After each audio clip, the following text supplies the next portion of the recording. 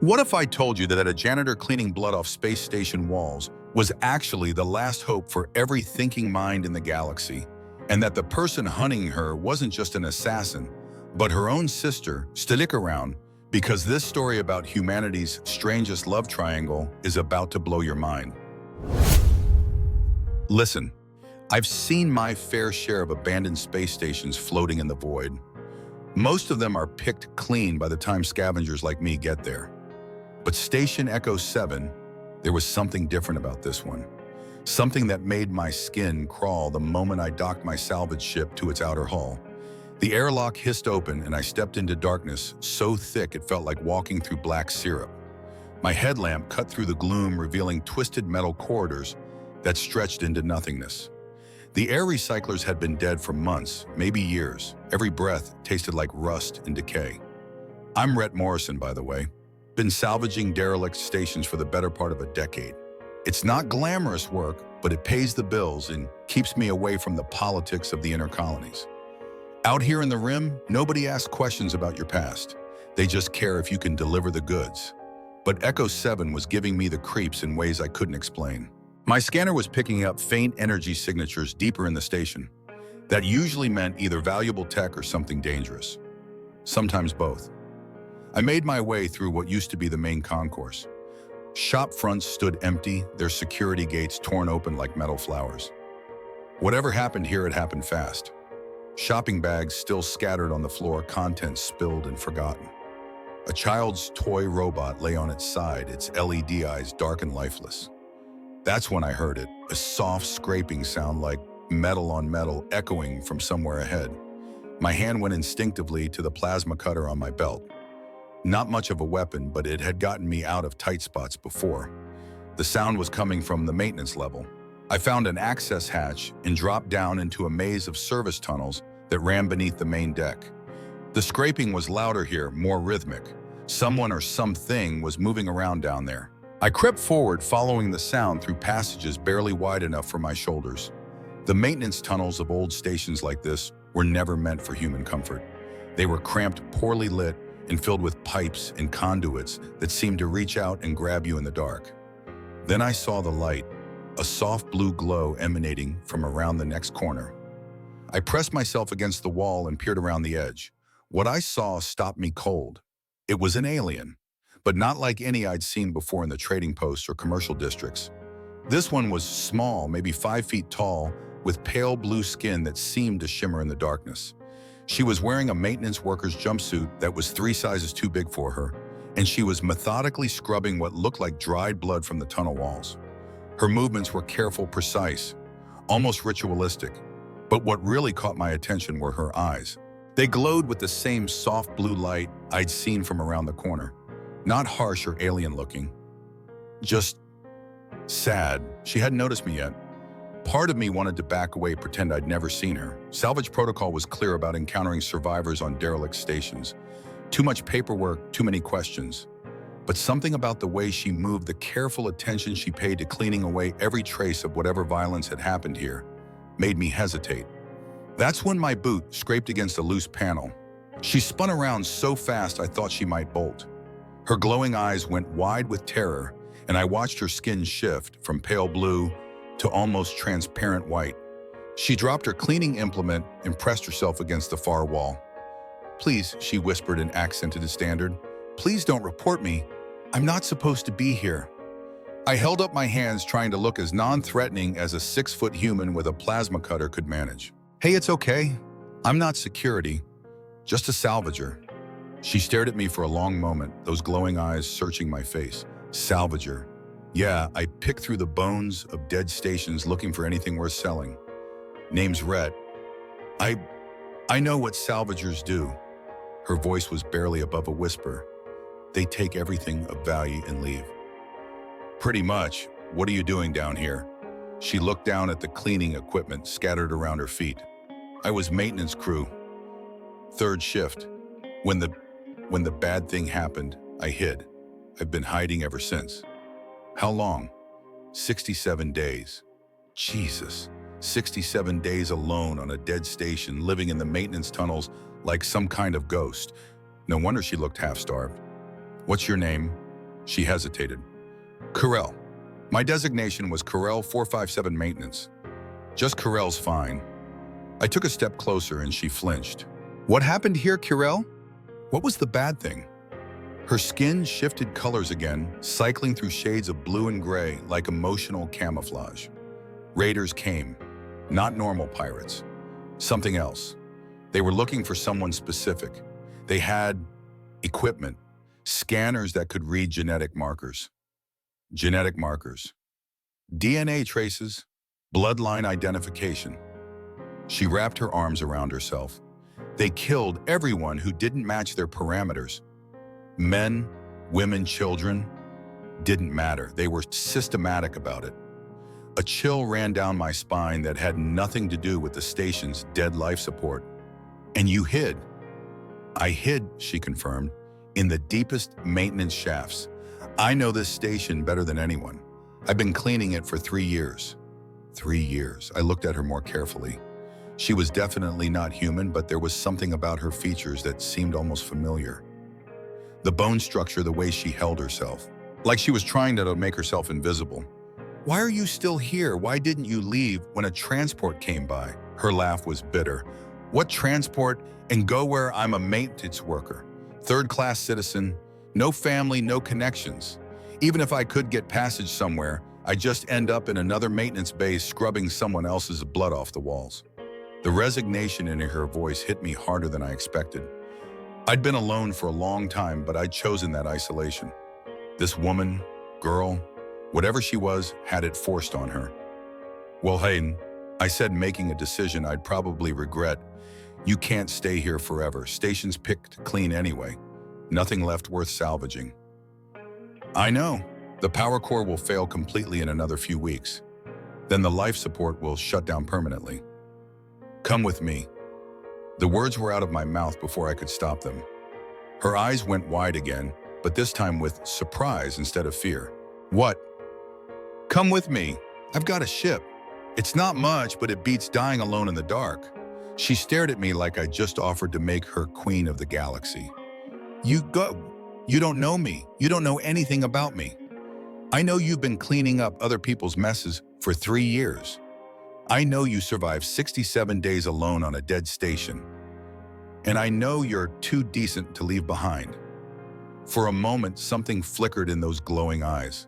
Hope, maybe, or just the reflection of my headlamp. But then she shook her head. You don't understand. I'm not like other people. I'm marked. Marked how she turned around, slowly pulling up the back of her oversized jumpsuit. What I saw made my breath catch in my throat.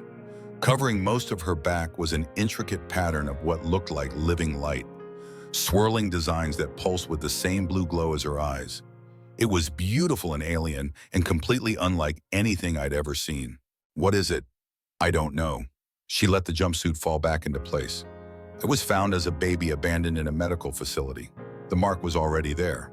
The doctor said it was some kind of genetic anomaly, made me hard to place for adoption.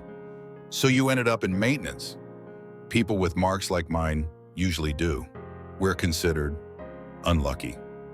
I'd seen enough prejudice in the outer colonies to know what she meant. Different was dangerous. Different got you shipped to the worst jobs on the worst stations where you could be forgotten. But I'd also seen enough of the galaxy to know that genetic anomalies weren't always random. Sometimes they meant something to him, sometimes they were important. Kirel Bush, I said carefully, have you ever wondered what that mark really is? She looked at me with those glowing eyes and I saw a lifetime of questions she'd been afraid to ask. Every day, she whispered. That's when we heard the sound of docking clamps engaging somewhere far above us. The vibration ran through the station's hull like the heartbeat of something vast and predatory. Kirel went white as bone. Someone's here. Another salvager, maybe. No. Her voice was barely audible. Salvagers don't use military-grade docking procedures. That was a hunter ship. Hunter ship. But she was already moving, gathering her few possessions with the desperate efficiency of someone who'd been running for a very long time. They found me, she whispered. After all this time, they found me. And that's when I realized that Kirel's story was just beginning, and mine was about to get a lot more complicated.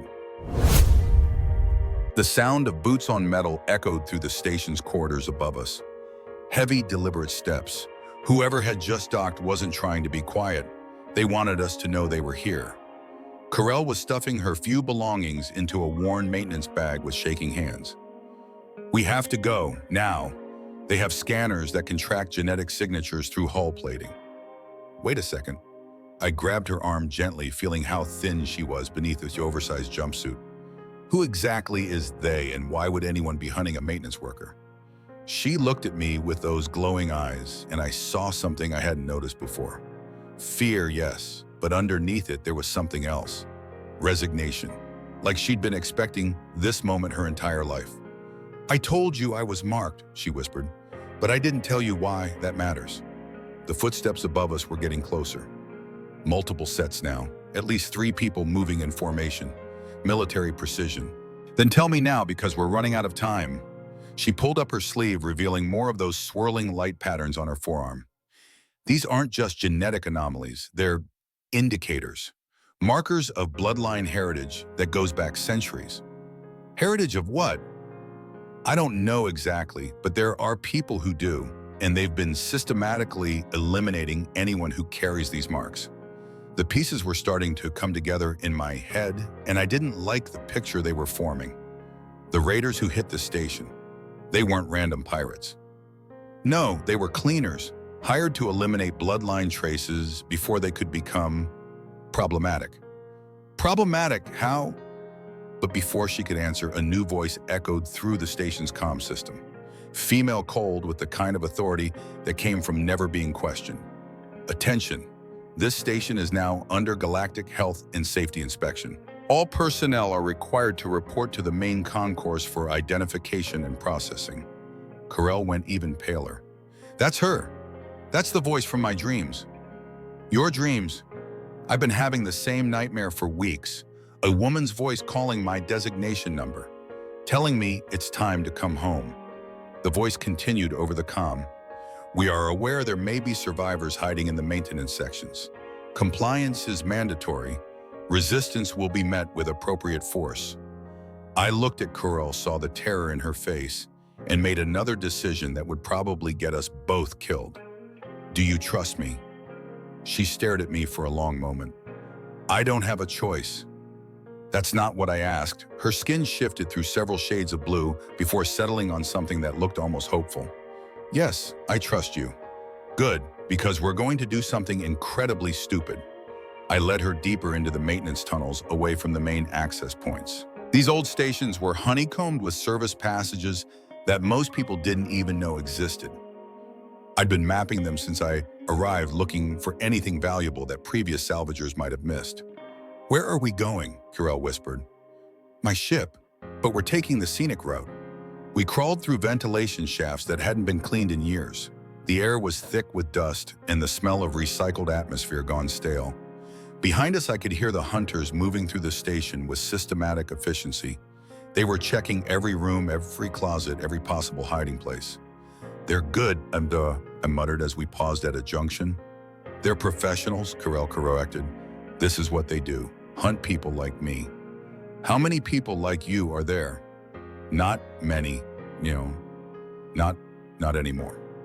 We reached a vertical shaft that led up to the docking level.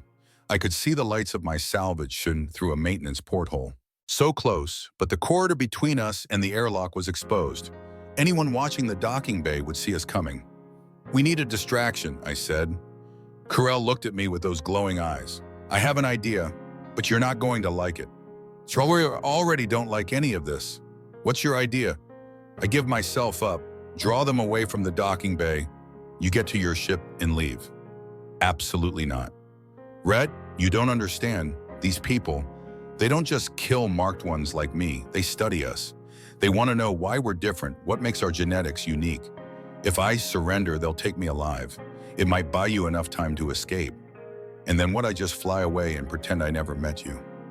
She smiled sadly. "You'd be alive. That's more than most people who try to help us." "No." I stared at her, this strange, glowing woman who'd spent 3 years scrubbing blood off walls and 67 days hiding in the dark, and I realized something that probably should have scared me more than it did. I wasn't going to leave her. There's a third option, I said. What? We both get out of here, together. Before she could argue, I pulled out my plasma cutter and started working on the ventilation grate that opened onto the docking bay. The metal was old and corroded. It gave way easier than I expected. When I give the signal, you run for my ship. Don't look back, don't hesitate. The airlock code is 7492. Got it? Rhett, what are you planning? I grinned at her, and I could see my reflection in those glowing eyes. Something incredibly stupid, remember? I activated the station's emergency fire suppression system from a maintenance panel. Alarms started blaring throughout Echo 7 and foam began spraying from nozzles in every corridor. The hunters would think it was a malfunction, but it would also mask our movement and create chaos. Now, I shouted over the alarms. Corell dropped through the grate and ran for my ship like her life depended on it, which I guess it did. I was right behind her, but I could already hear boot pounding on metal behind us. They'd figured out our escape route faster than I'd hoped. Stop! The cold female voice again, but closer now, much closer. I turned and saw her for the first time. Tall, pale, with the kind of angular features that spoke of genetic enhancement. She was wearing a form-fitting combat suit that looked like it cost more than my ship. In her hands was a weapon I didn't recognize, but it was pointed directly at us. Step away from the Marked I salvager. This doesn't concern you. Funny thing about that, I said, keeping my body between her and Corell. I'm making it my concern. The woman's eyes narrowed. She had the same pale skin tone as Corell, I realized. Similar bone structure, too, now that I was looking closely. You have no idea what you're interfering with, she said. That creature you're protecting carries genetic markers that could destabilize entire systems. Her name is Corell, and she's not a creature. Her name is irrelevant. Her designation is all that matters, and her designation is to be eliminated. That's when Corell did something I didn't expect. She stepped out from behind me, facing the hunter directly. Hello, Zentha, she said quietly. The hunter froze. You remember me? I remember your voice, from the medical facility. You were there the day they found me. I was there the day we should have finished the job. The pieces clicked together in my head like the parts of a puzzle I really didn't want to solve. You're related. Zentha's laugh was cold as vacuum. We share genetic donors, that's all. She's your sister, I said. She's an abomination. A mistake that should have been corrected years ago. Corell's skin was cycling through colors again, but this time it wasn't fear. It was something else, something that made the air around her seem to shimmer. I've wondered about you my whole life, she said to Zentha. I remembered your face from my dreams. I thought maybe you were looking for me because you cared. I'm looking for you because you're dangerous, because what you carry in your blood could bring back things that are better left buried. What thing? But Zentha was already raising her weapon. It doesn't matter. This ends now. That's when the station's lights went out, completely plunging us into absolute darkness. Emergency lighting kicked in a few seconds later, casting everything in hellish red. In that moment of confusion, I tackled Corell toward my ship's airlock. We tumbled through the opening just as Zentha's weapon discharged, sending a bolt of energy sizzling past my head. Go, go, go! Go! Go! I shouted, slamming the airlock shut behind us. My ship's engines were already warming up.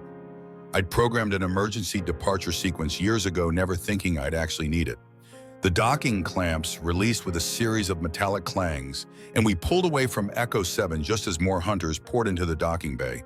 Corell was pressed against the viewport, watching the station recede behind us. They'll follow us. Let them try. This old girl might not look like much, but she's got some tricks. I engaged the quantum drive and space twisted around us as we jumped to hyperspace. For a moment, there was blessed silence except for the hum of the engines. Then Corell spoke, her voice barely above a whisper. Red. Yeah, thank you. I looked at her sitting in my co-pilot's chair with those glowing patterns visible on her exposed arms, and I realized that everything I thought I knew about the galaxy had just gotten turned upside down. Don't thank me yet, I said.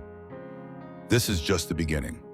Because I had a feeling that whatever Corell was carrying in her blood, whatever those marks really meant, we were about to find out the hard way. And judging by the way Zentha had looked at her, like she was seeing a ghost. I had a feeling it was going to change everything. Hyperspace always made me feel like I was flying through the dreams of dying stars. The twisted colors outside the viewport shifted and flowed in patterns that hurt to look at directly. But Kurel seemed mesmerized by it. She'd been staring out at the swirling chaos for the past hour, her glowing marks pulsing in rhythm with something I couldn't identify. Never been in hyperspace before, I asked. Once, when they transferred me to Echo 7, but I was sedated for most of the journey. She touched the viewport with her fingertips. It's beautiful, like looking into the space between thoughts. That's a hell of a way to put it. She turned to look at me and I noticed that her skin had settled into a deep blue color, calmer than I'd seen her since we met. Rhett, can I ask you something? Shoot. Why did you help me, really? You could have walked away. Most people would have. I'd been asking myself the same question for the past 3 hours. The smart play would have been to leave her on the station and forget I'd ever seen her. Get back to my simple life of salvaging, scrap, and avoiding complications. Honestly, I'm not sure. Maybe I'm tired of walking away from things that matter. How do you know I matter? Because someone's willing to kill you to keep you quiet. In my experience, that usually means you're more important than you think. She was quiet for a moment, processing that. Then she pulled up her sleeves again, revealing more of those intricate patterns. In the hyperspace light, they seemed to move on their own like living tattoos. These marks, they started appearing when I was 7 years old. Just small ones at first around my wrists. The doctors at the facility said it was a delayed genetic expression. Something triggered by stress or trauma. What kind of trauma? That's when the dreams started. Not nightmares exactly, but memories that weren't mine. I'd see places I'd never been. People I'd never met. Always the same woman, though. Beautiful with marks like mine, but covering her entire body. She'd sing to me in a language I didn't understand. A chill ran down my spine. What did she look like? Tall, graceful, hair like starlight, and her eyes... Kurel's own eyes seemed to glow brighter. Her eyes were gold, not like mine. What happened to her in the dreams, I mean? Kurel's skin shifted to a darker shade. She died, always the same way, fighting something in the dark, protecting someone, and right before she died, she'd look directly at me and say, "Find the archive. Remember who you are." My ship's proximity alarms suddenly started beeping. I checked the sensors and felt my blood run cold. 3 ships had just dropped out of hyperspace behind us. Military configuration, closing fast. Shit, they found us. That's impossible. Hyperspace is untraceable. Not if you know what you're looking for. I started running evasive maneuvers, but deep down I knew it was pointless.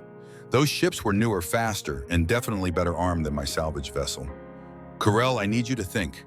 Did that woman in your dreams ever say anything else? Anything that might help us? She closed her eyes, concentrating. Coordinates. She used to repeat a string of numbers. I thought they were part of the song, but they might be navigation coordinates. 779 Mark 442 by 881. I punched the numbers into my nav computer.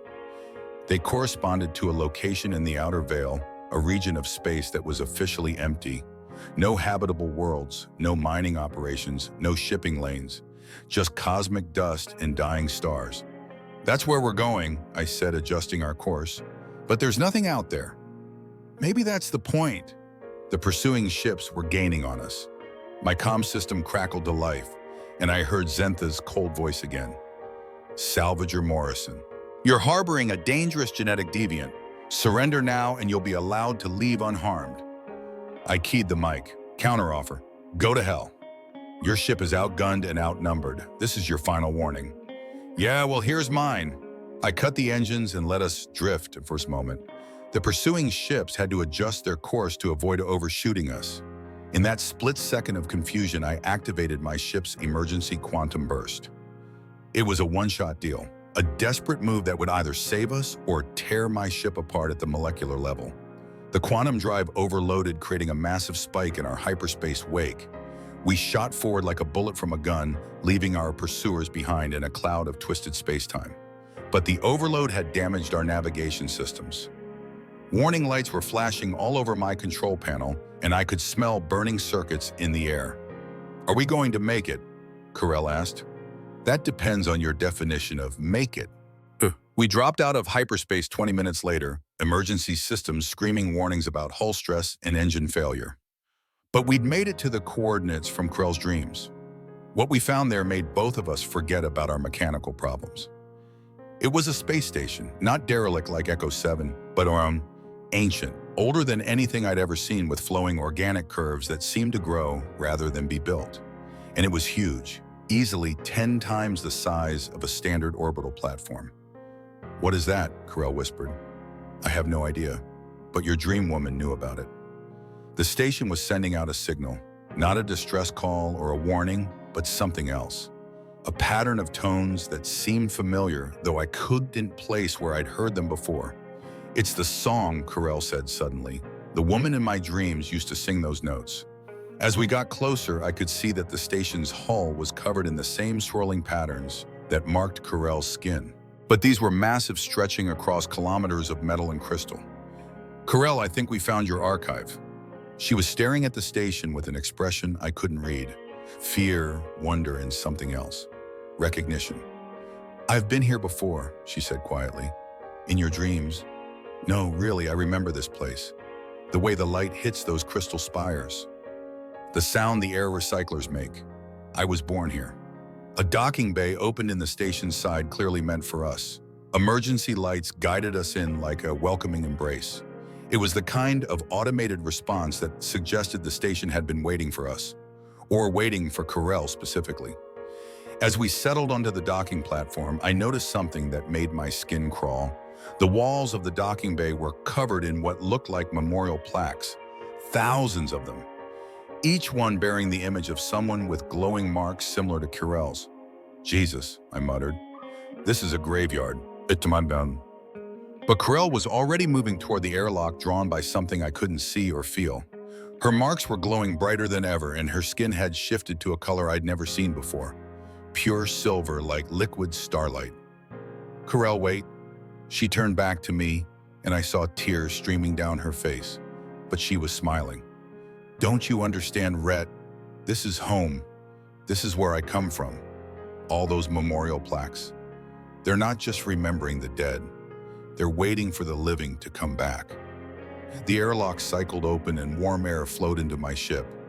It smelled like growing things and distant rain. Like life. "Who were your people, Carell?" She looked at me with those glowing eyes, and for the first time since I'd met her, she seemed to know exactly who she was. "We were the Hilari, the light bearers, and according to everything I'm remembering, we were the guardians of something that someone wanted very badly to destroy." "What kind of something?" "The kind that could change the balance of power in the galaxy forever." We stepped off my ship and into the ancient station. The moment Carell's feet touched the deck, plating in the entire structure came alive around us. Lights activated in sequence, leading us deeper into the station's heart. Holographic displays flickered to life, showing star charts and genetic sequences that made my head spin. And everywhere, carved into the walls and floating in the air, as light sculptures, was the same message repeated in dozens of languages. "When the last daughter returns, the archive will awaken. When the archive awakens, the Hilari will rise again." I looked at Carell, who was reading the message with growing understanding and terror. "Last daughter," I said. "That's you, isn't it?" She nodded slowly. "I think I'm the only one left. The only one who can activate whatever's sleeping in this place." "And Zentha, your sister?" "She's not my sister. She's my shadow. My opposite. For every light bearer born, a shadow is created to balance them. To destroy them if necessary." The implications hit me like a punch to the gut. "She's been hunting you your whole life." "Not just me, all of us. The shadows have been systematically eliminating the light bearers for centuries. I think I might be the last one."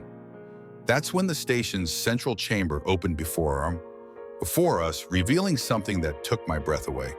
A massive crystalline structure that pulsed with the same light as Carell's marks. And floating within it, preserved in some kind of stasis field, was the woman from her dreams. Beautiful, graceful, hair like starlight, and very much alive. "Hello, daughter," the woman said, her voice echoing in our minds rather than our ears. "I've been waiting for you to come home."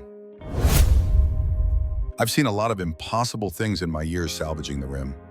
Ships that defied physics, artifacts that bent reality, creatures that existed in dimensions I couldn't comprehend.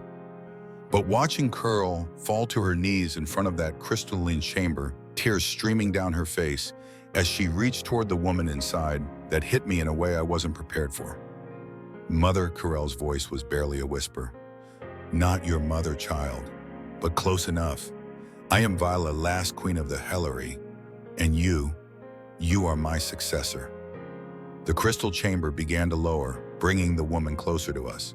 She was exactly as Carell had described from her dreams, but seeing her in person was something else entirely. She radiated a presence that made the air around her shimmer, and the patterns on her skin weren't just glowing. They were moving, shifting like living constellations. "I don't understand," Carell said, struggling to her feet. "If you're alive, then I'm not the last one." "Oh, my dear child." Vela's expression was infinitely sad. "I am not alive. Not in any way that matters. I am a memory preserved in quantum stasis, waiting for the one who could inherit what I could not protect." The chamber finished its descent, and Viola stepped out onto the station's deck. Her feet didn't quite touch the metal flooring. She was more ghost than woman, held together by technology I couldn't begin to understand. The Hellery were more than just another species. She continued, moving toward us with fluid grace. We were keepers of something ancient, something that predates most of the civilizations in this galaxy. "What kind of something?" I asked, though I wasn't sure she could even see me. To my surprise, she turned those golden eyes on me directly. "Ah, the protector, the one who chose to stand beside her when he could have walked away. Your species has a word for it, I believe. Love." "I wouldn't go that far," I said, feeling heat rise in my cheeks. "Wouldn't you?" Vela smiled. "You've risked your life for someone you barely know, asked for nothing in return, and followed her into the unknown. What would you call that?" I looked at Carol, who was watching this exchange with something like hope in her glowing eyes. "Doing the right thing." "The right thing," Vela repeated. "Yes, that sounds like something a human would say. Your species has such a direct relationship with morality. It's refreshing." "What were the Hellery keepers of?" Carell asked, bringing us back to the urgent matter at hand. Viola gestured, and the air around us filled with holographic displays, star charts, technical schematics, and what looked like genetic sequences more complex than anything I'd ever seen. "We were keepers of the neural web," she said, "a quantum consciousness network that connects every sentient being in the galaxy. Most species never even realize it exists. They experience it as intuition, as the feeling that they're part of something larger than themselves. And someone wanted to destroy it. Not destroy, control." Vela's expression hardened.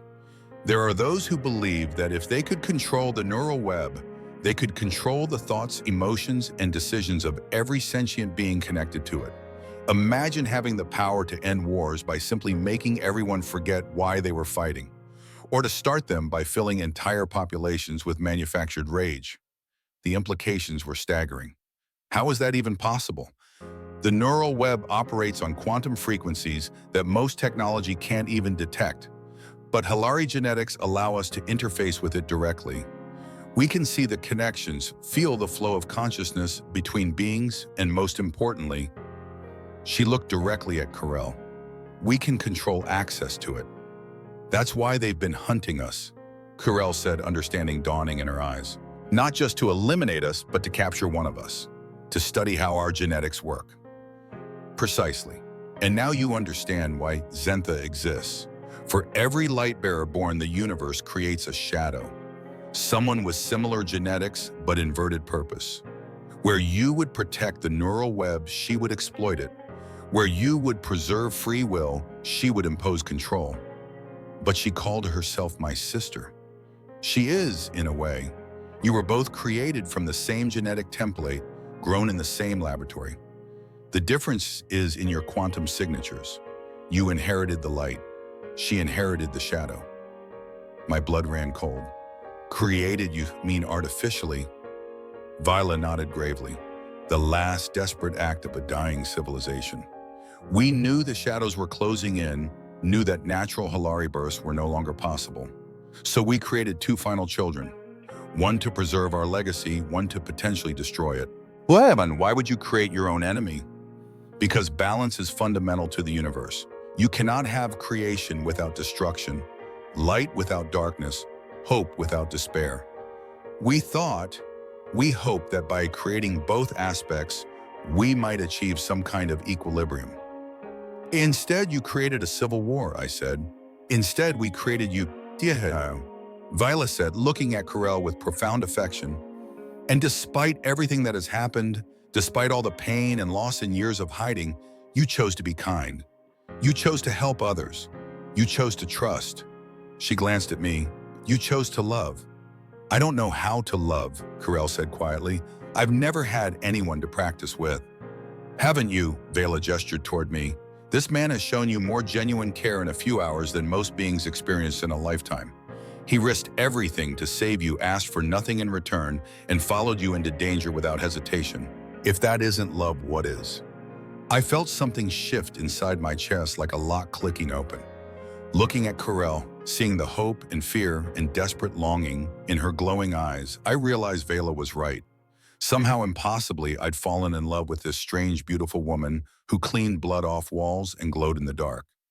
Corel, I started to say, but that's when the station's proximity alarm started screaming. They found us, Vela said, her form beginning to flicker like a dying hologram. Zentha is here, and she's not alone. Through the station's viewports, I could see ships dropping out of hyperspace, dozens of them. An entire fleet of hunter vessels all converging on our position. Can we run? I asked. Not this time, Vela replied. This is where it ends, where it was always meant to end. What do you mean? The archive isn't just a repository of knowledge, it's a weapon. The only weapon capable of permanently severing the connection between the neural web and those who would abuse it. Then use it. I cannot. Only a living Hilari can activate the archive, and activation requires... She looked at Carol with infinite sadness. It requires the life force of the one who triggers it. The light must be extinguished to preserve the darkness from consuming everything. No, the word came out of me with more force than I'd intended. There has to be another way. There is no other way, Corel said quietly. She was staring at the central control panel where thousands of lights were beginning to pulse in sync with her heartbeat. This is why I survived when all the others died. This is my purpose. Your purpose is to live, I said desperately, to be happy, to choose your own story. She turned to me with those glowing eyes, and I saw that she'd already made her decision. Rhett, you gave me something I never thought I'd have. You showed me what it feels like to be chosen, to matter to someone. That's more than I ever dreamed of. Don't you dare give up on us before we've even started. I'm not giving up. I'm saving everyone. Every sentient being in the galaxy who deserves the right to think their own thoughts, make their own choices, love who they want to love. The station shuddered as the first wave of hunter ships began their attack. Vela's image was becoming more transparent by the second. The archive is powering up, she said. Once Corel begins the activation sequence, it cannot be stopped. But you should know, she looked directly at me, the sacrifice doesn't have to be hers alone. What do you mean? Human neural patterns are remarkably adaptable. If someone were to link with her during the activation process, share the burden? You're talking about a quantum bond, Corel said, understanding immediately. Rhett, no, it's too dangerous. You could die. So could you, but together we might both live. The station shook again more violently this time. Through the viewports, I could see Zentha's command ship moving into position directly above us. She was preparing for a final assault. There's no time to think about this, I said, moving toward the control panel. Either we do this together or we don't do it at all. Corel stared at me for a long moment. Then she smiled and her skin shifted to that pure silver color again. Together, she said. We placed our hands on the control panel simultaneously. The moment our skin made contact with the Hilari technology, the universe exploded into light around us. I felt Corel's consciousness merge with mine, felt her memories and emotions and fears flooding through my mind. But I also felt something else. The neural web itself, vast and complex and beautiful beyond description. Every sentient being in the galaxy connected by threads of quantum consciousness, each one unique and precious and free. And I felt the corruption spreading through it. Dark tendrils of control and manipulation slowly strangling the connections between minds, replacing free will with imposed thoughts. Now you see, Vela's voice whispered in our joined consciousness. Now you understand what you're fighting for. The archive was fully activated now, sending pulses of purifying energy through the neural web, burning away the corruption and restoring the natural connections between minds. But the effort was enormous, draining our life force with each pulse. Hold on, I told Chiral. Through our mental link, we can do this. Together, she replied. And that's when Zentha's ship broke through the station's hull directly above us, sending debris raining down around the central chamber. The sound of tearing metal screamed through the station as Zentha's assault ship carved through the ancient hull like it was made of paper. Emergency force fields snapped into place, keeping us from being sucked into vacuum, but I could see her ship's boarding ramps extending toward our position. She's coming, Corell said through our neural link. Even in my own head, her voice sounded strained. The archive activation was taking everything she had. Let her come, I replied, feeling strength I didn't know I possessed flowing through our connection. We're not stopping now. The neural web pulsed around us in waves of pure energy, each pulse burning away more of the corruption that had been slowly strangling it for centuries. I could feel the relief of billions of minds as their thoughts became truly their own again. It was beautiful and terrifying, and absolutely worth dying for. Zentha dropped through the breach in the hull like an avenging angel, her combat suit gleaming with built-in weapon systems. She landed in a crouch 20 feet away from us, and when she stood, I could see her face clearly for the first time. The resemblance to Carol was unmistakable, but where Carol's features spoke of kindness and hope, Zentha's were carved from ice and fury. Her skin bore the same pattern of marks, but hers were black as deep space, seeming to absorb light rather than emit it. Step away from the archive, she commanded, her voice carrying harmonics that made my bones ache. You have no idea what you're unleashing. Freedom, Corell said without looking away from the control panel. We're unleashing freedom. You're unleashing Kate.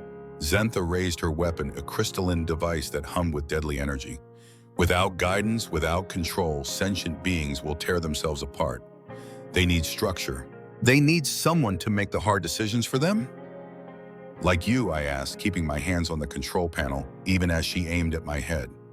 Like those qualified to lead. The neural web was never meant to run wild. It was meant to be a tool for creating order, for preventing the kind of wars and conflicts that have plagued this galaxy for millennia. By taking away choice, by making the right choices for them. That's when I understood something fundamental about the difference between humans and most other species. We'd rather make the wrong choice and suffer the consequences than have the right choice made for us. It was probably why we'd survived everything the galaxy had thrown at us so far. Zentha, Carol said, finally turning to face her sister. Do you remember the facility where we were created? Of course. Do you remember the scientists who made us, how they talked about us like we were experiments instead of children? Zentha's weapon wavered slightly. That's irrelevant. Sid, they made all our choices for us, decided what we would eat, what we would learn, how we would think. They controlled every aspect of our existence because they believed they knew what was best for us. They did know what was best. Did they? Then why did you kill them all when you escaped? The weapon steadied again, but I could see something flicker in Zentha's eyes. Doubt, maybe, or memory. Because they were weak, because they couldn't see the bigger picture. No, Corell said gently, because they treated you like a thing instead of a person. Because they never gave you the chance to choose who you wanted to be. The archive was reaching critical activation now. I could feel the neural web responding, connections that had been severed for generations suddenly blazing back to life. Across the galaxy, sentient beings were experiencing true free will for the first time in their lives. You don't understand, Zentha said, and for the first time her voice carried a note of desperation. I've seen what happens when beings are left to their own devices. War, suffering, endless conflict over resources and territory and ideology. And I've seen what happens when someone tries to control them, I said. Slavery, oppression, the slow death of everything that makes life worth living. You're human. Your species thrives on conflict. You wouldn't understand. Maybe not, but I understand this.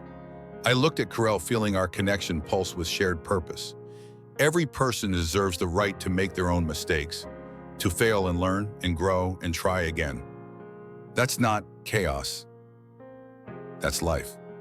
Zentha's weapon was charging now, building to a discharge that would probably vaporize both of us. But something was wrong with her aim. Her hands were shaking. I was made to stop this, she said, more to herself than to us. It's my purpose, my only purpose. No, Vela's voice whispered through the chamber, her image barely visible now. You were made to choose, just like her, just like him. The shadow and the light were never meant to destroy each other. They were meant to find balance. There is no balance, Zentha screamed, her composure finally cracking. There's only order or chaos, control or anarchy. What about love? Corell asked quietly. The question hit Zentha like a physical blow. Her weapon dropped several inches. What? Love. The thing that makes someone risk everything for another person. The thing that makes you choose to trust instead of control. Have you ever felt it? Zentha stared at her sister with an expression I couldn't read. Pain, maybe, or longing. I don't remember. I do, Corell said. I remember loving you when we were children before they separated us. I used to sneak into your quarters and sing you to sleep when you had nightmares. That's impossible. Shadows don't dream. Everyone dreams, Zentha, even you. The archive reached full activation at that moment, sending a massive pulse of energy through the neural web that I felt in every cell of my body. Across the galaxy, the last of the control networks shattered, leaving billions of minds free to think and feel and choose for themselves. But the effort was killing, as I could feel Corell's life force ebbing away, could feel my own consciousness beginning to fray at the edges. We'd shared the burden, but it might not be enough. That's when Zentha did something I never expected. She dropped her weapon and placed her hands on the control panel beside ours. What are you doing? I gasped. Choosing, she said simply. For the first time in my life, I'm choosing. Her dark energy flowed into the archive, balancing our light with her shadow, creating a harmony I hadn't known was possible. The strain on Corell and me lessened immediately, and I felt the neural web stabilize around us. Sister, Corell whispered. Sister, Zentha replied and smiled for the first time since I'd met her. The archive completed its cycle, sending one final pulse through the neural web before powering down. Around us, the ancient station began to shut down as well, its purpose finally fulfilled after centuries of waiting. It's done, Vela said, her image fading completely. The neural web is free, the galaxy is free, and you.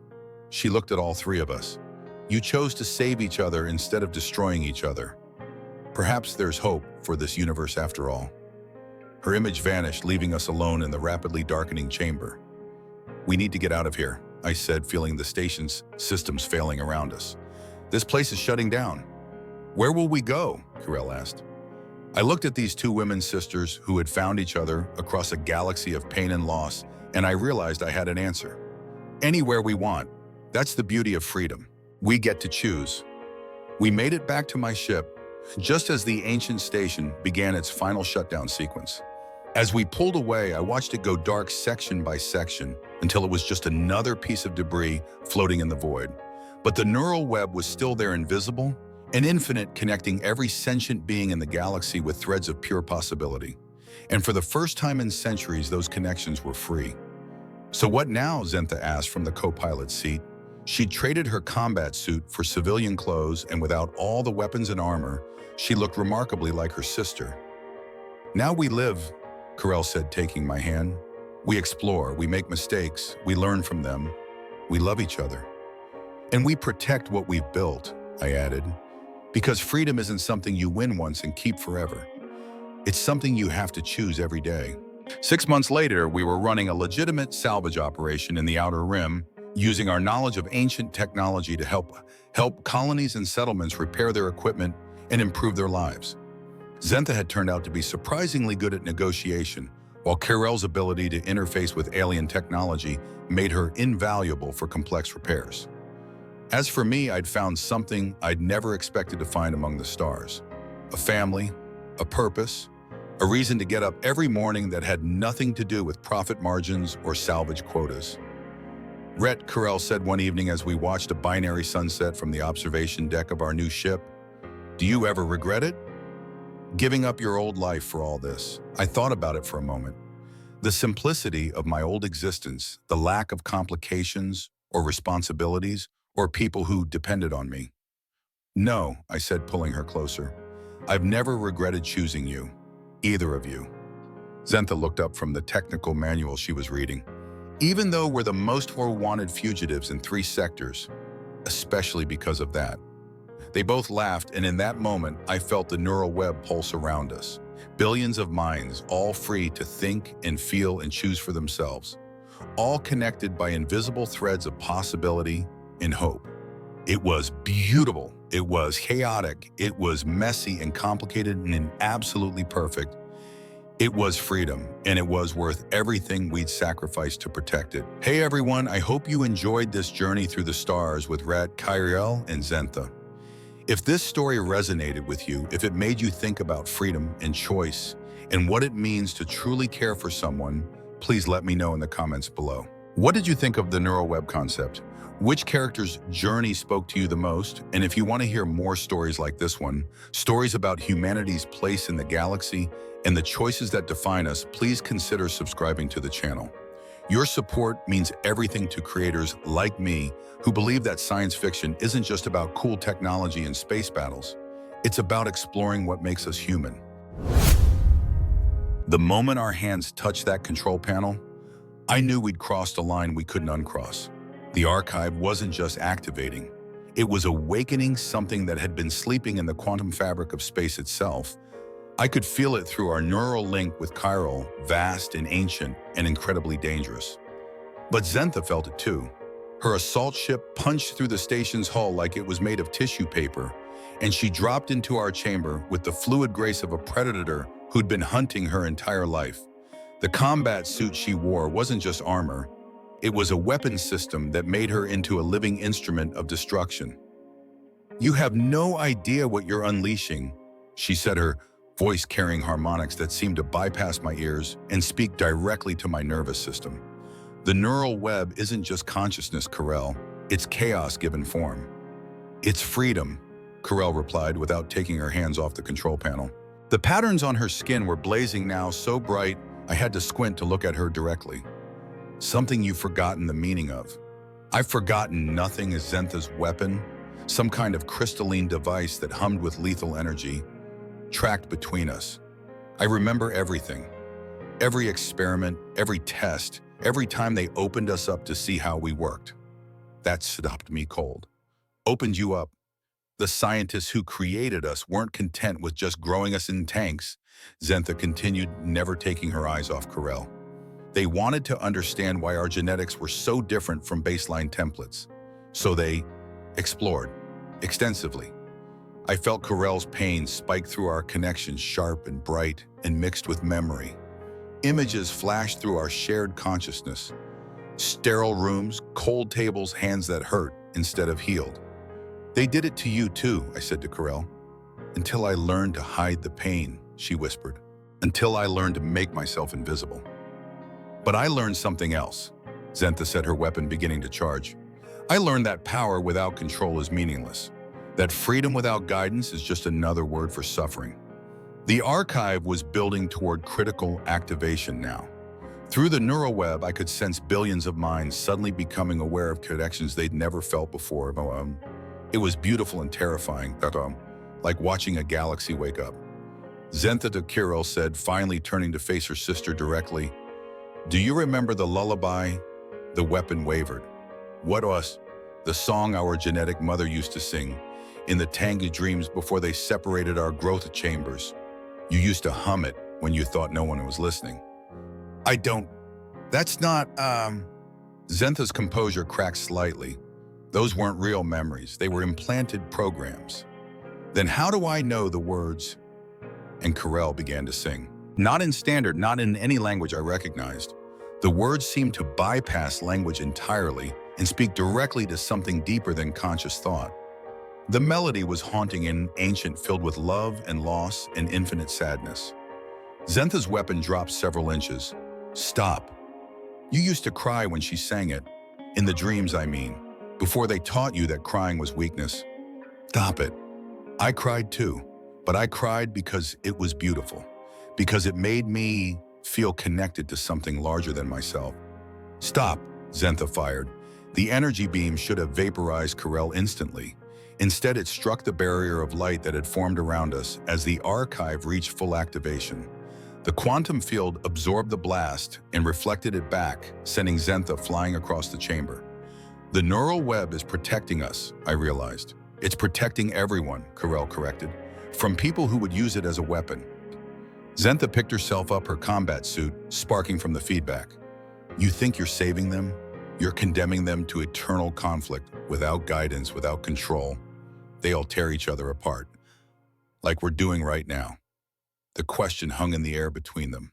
Sisters created from the same genetic template, raised in the same nightmare facility, now facing each other across a gulf of ideology that seemed impossible to bridge.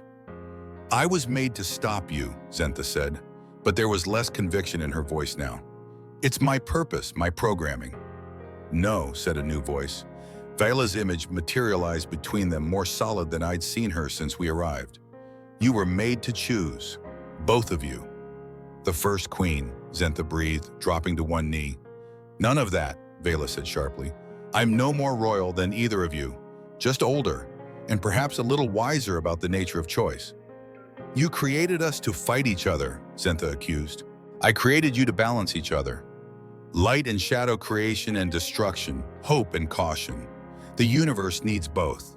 Then why does she get to be the hero? The question came out like a child's complaint, raw and hurt, and desperately confused. Vela's expression softened. Who says she does heroism isn't about the power you wield, child. It's about the choices you make with that power. The archive was reaching critical mass now. Through our neural link, I could feel the neural web responding across the galaxy. Minds that had been controlled for generations were suddenly free to think their own thoughts, make their own decisions, choose their own paths. But the process was killing us. Even with our shared burden, the energy required to purify an entire galactic consciousness network was more than biological systems could handle for long. Corel, I said through our connection, we're not going to make it. I know, but it's worth it. You saw, that's when Xantha did something that surprised us all. She stepped forward and placed her hands on the control panel beside ours. What are you doing? Corel gasped. Choosing, Xantha said simply. For the first time in my life, I'm choosing. Her shadow and energy flowed into the archive, not fighting our light, but balancing it. The strain on our systems lessened immediately as the quantum field stabilized around all three of us. Sister Corel whispered. Sister, Xantha replied. But our reunion was interrupted by the sound of more ships dropping out of hyperspace. Through the station's cracked viewports, I could see an entire fleet of hunter vessels surrounding us. My backup, Xantha said grimly. I signaled them before I boarded. They're programmed to complete the mission if I fail. Can you call them off? They won't listen to me now. I've been compromised in their assessment matrices. The lead ship was powering weapons, preparing to destroy the entire station with us in Odhud. But the archive was almost finished with its work. Just a few more minutes and the neural web would be permanently freed from all forms of external control. There, I said, pointing to a secondary control panel. That's the station's defense grid. If we can activate it, it's been offline for centuries, Xantha said. The power requirements alone. Not if we feed it through the archive, Corel realized. Use the quantum energy we're channeling to power the weapons systems. It was insane. We were already pushing our biological limits just to keep the archive running. Trying to simultaneously power a weapon system that hadn't been used in hundreds of years would probably kill us all. But the alternative was letting the hunters destroy everything we'd worked for. Together, I asked. Together, both sisters said simultaneously. We redirected part of the archive's energy flow into the station's ancient defense systems.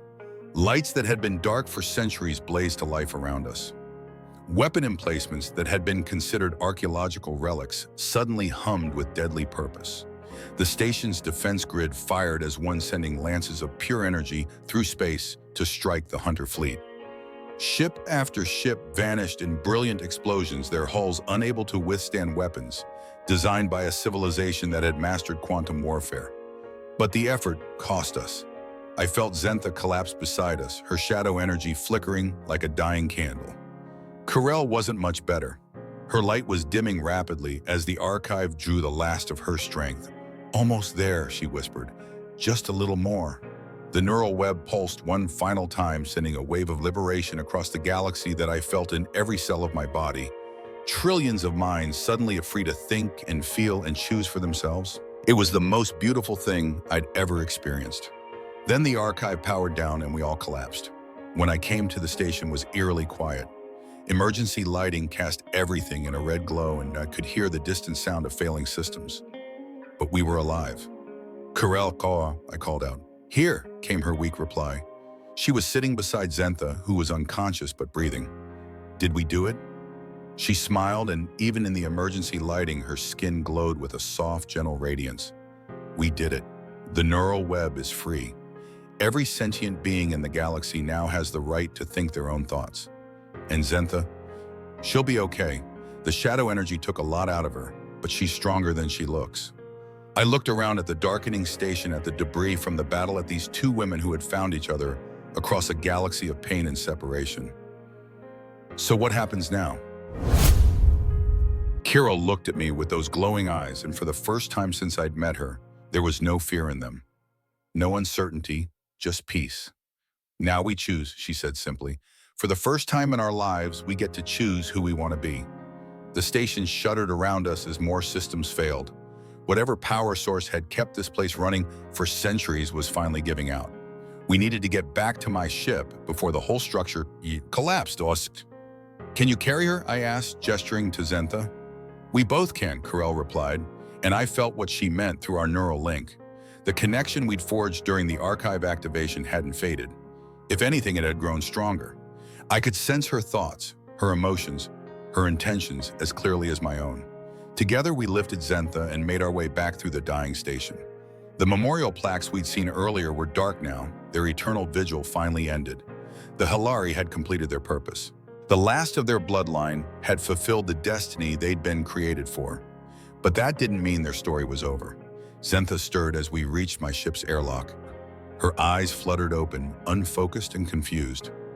Did it work?" she whispered. "See for yourself," Karel said. Through the viewport, we could see the wreckage of the Hunter fleet drifting in space. But more importantly, we could feel the neural web around us, free and vibrant and alive with possibilities. Minds across the galaxy were experiencing true autonomy for the first time in centuries. "I can hear them," Zentha said in wonder. "All of them. They're happy." "Not all of them," I said. "Some are confused, some are angry, some don't know what to do with freedom. But they're free to figure it out," Karel added. "That's what matters." We settled into my ship's small medical bay, treating the injuries we'd sustained during the battle. Zentha's shadow energy had left her drained but not damaged. Karel's light patterns were dimmer than before, but they pulsed with a steady rhythm that suggested they would recover. As for me, I felt different, changed. The neural link with Karel had left me more aware of the connections between all living things. I could sense the emotions of my ship's AI, feel the distant thoughts of beings on nearby worlds.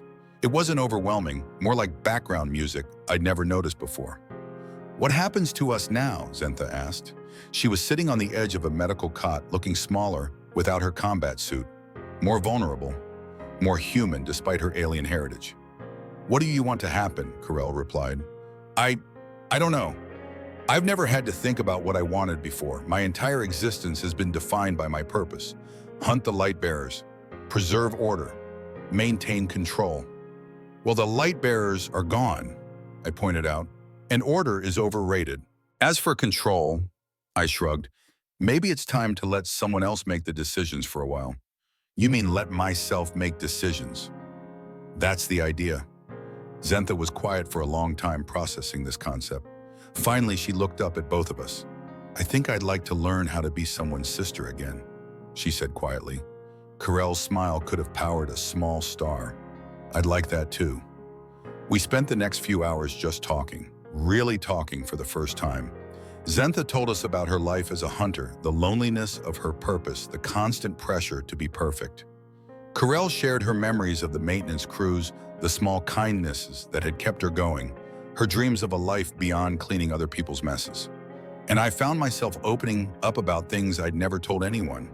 My reasons for choosing the salvage life, the loneliness of the rim, the way I'd been running from connections because they seemed too risky, too complicated.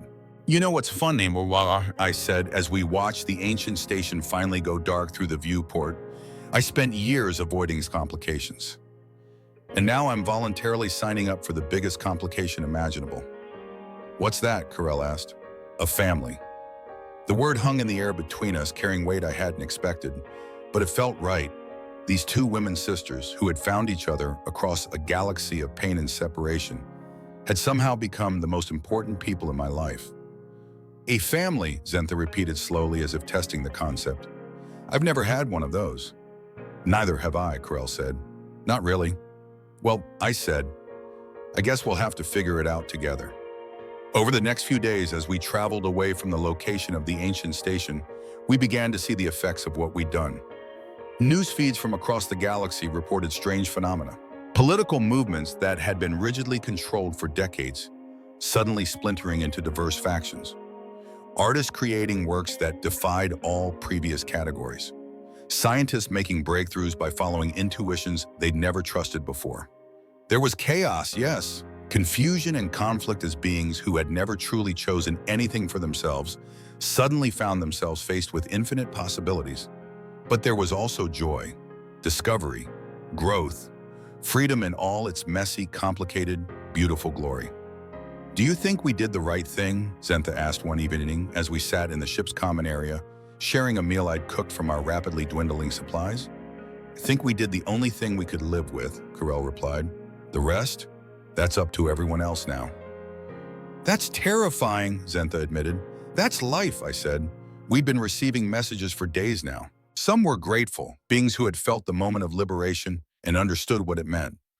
Others were angry, blaming us for the chaos that had followed. A few were curious, wanting to know more about the neural web and how it worked. But the message that surprised me most came from an unexpected source. It's from the Galactic Council, I said, reading the transmission that had just come through our comm system. What do they want? Carell asked nervously. They're offering us citizenship and a job. Both sisters stared at me. What kind of buy? I read further into the message, hardly believing what I was seeing. They want us to help establish a new branch of galactic government, something called the Neural Web Protection Agency. Our job would be to make sure no one ever tries to control the web again. They want to make us cops, Zentha asked, a note of amusement in her voice. More like guardians, protectors of free will. Carell was quiet for a moment, considering.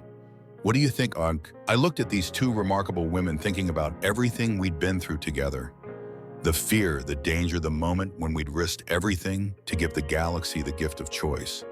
I think, I said slowly, that it sounds like exactly the kind of complication I never wanted. And exactly the kind of purpose I've been looking for my entire life. So we take the job, Zentha asked. We take the wow, Carell agreed. 3 months later, we were operating out of a small base on a frontier world, investigating reports of neural manipulation and helping newly freed civilizations adjust to their autonomy.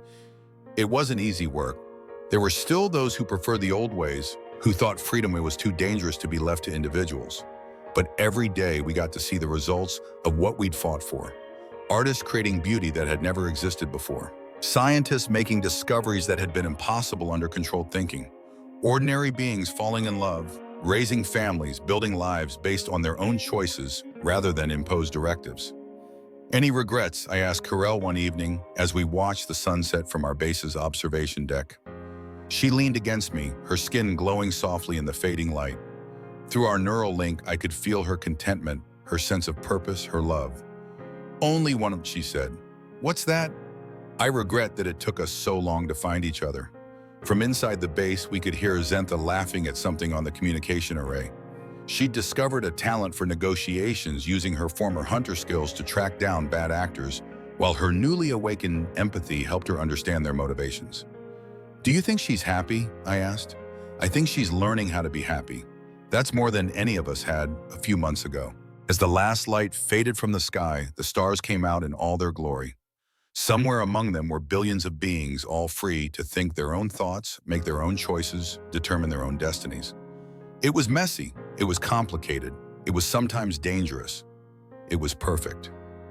"Ready to go inside?" I asked. "In a minute," Carell said. "I want to listen to the web for a while." So we stood there together, feeling the gentle pulse of galactic consciousness around us. Free minds connecting and disconnecting in patterns of infinite complexity and beauty. It was like listening to the heartbeat of the universe itself. And for the first time in my life, I felt like I was exactly where I belonged. But as we stood there under those infinite stars, feeling the pulse of free minds across the galaxy, neither of us noticed the small encrypted message that had just arrived on our communication array. A message that Zentha would discover the next morning, her face going pale as she read the contents. Because while we had freed the neural web from one form of control, there were other networks, older ones. And somewhere in the deep void between galaxies, something that had been sleeping for eons was beginning to stir. The message was simple, just a few lines of text in an ancient dialect that Zentha's shadow memories could barely translate. "The first web has awakened. The shapers return.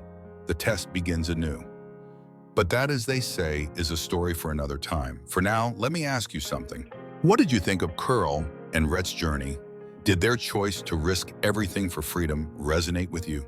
Have you ever faced a moment where you had to choose between safety and doing what was right? I'd love to hear your thoughts in the comments below. What struck you most about this story? Was it the relationship between the sisters? The concept of the neural web? Or maybe Rhett's transformation from a lonely salvager into someone willing to fight for family? The beautiful thing about science fiction is that it lets us explore big questions through the lens of impossible situations. What does it mean to be free? How much are we willing to sacrifice for those we love? Can enemies become family if they choose to change? These are questions we all face in our own lives, even if we're not dealing with galactic consciousness networks in alien bloodlines. If this story made you think, if it made you feel something, if it reminded you that even in the darkest situations, there's always room for hope and choice and love, then please let me know by hitting that like button. Your engagement helps stories like this reach more people who might need to hear them. And if you want to explore more tales of humanity's place among the stars, stories about the choices that define us and the connections that make us strong, please consider subscribing to this channel. I've got plenty more adventures planned, each one exploring what it means to be human in a universe full of wonders and dangers.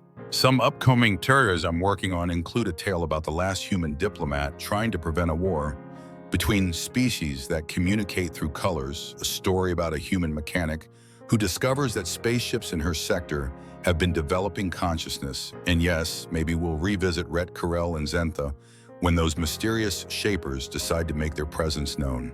The universe is vast and full of stories waiting to be told. Stories about ordinary people making extraordinary choices. Stories about love, conquering fear, about family found in the most unlikely places, about the courage it takes to choose freedom, even when it's dangerous. Because at the end of the day, that's what makes us human. Not our technology, not our weapons, not our ability to survive in hostile environments. It's our capacity to choose love over fear, hope over despair, connection over isolation. It's our willingness to risk everything for someone we care about, even if we've only known them for a few days. It's our stubborn insistence that everyone deserves the right to think their own thoughts and make their own mistakes.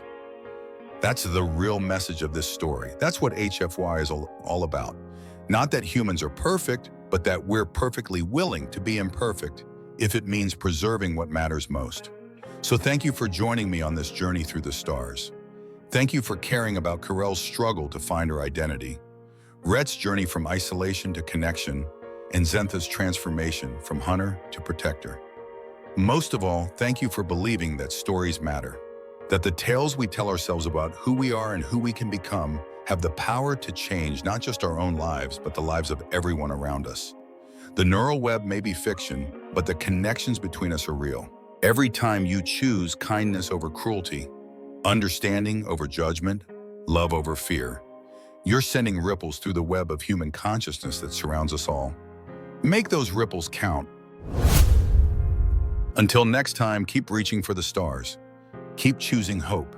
And remember that no matter how dark things might seem, there's always room for one more light in the universe. This has been another story from the HFY universe, where humanity's greatest strength isn't our technology or our weapons, but our capacity to choose love, even when it's difficult, especially when it's difficult. Thanks for listening, and I'll see you among the stars.